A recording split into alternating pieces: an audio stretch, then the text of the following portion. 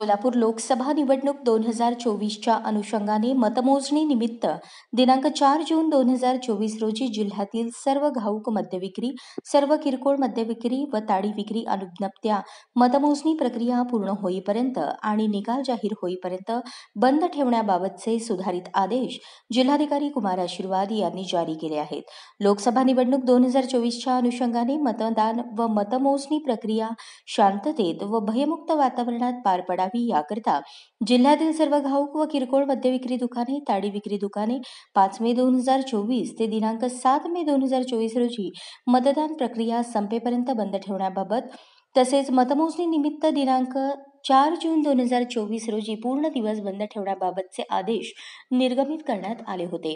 सदर आदेशात अंशतः बदल करण्यात आला असून मतमोजणी प्रक्रिया पूर्ण होईपर्यंत मद्यविक्री मनाईबाबत सुधारित आदेश जारी केले आहेत. सर्व मद्यविक्री अनुज्ञप्तीधारक व ताडी विक्री अनुज्ञप्तीधारक यांनी सदर आदेशाचे काटेकोरपणे पालन करावे.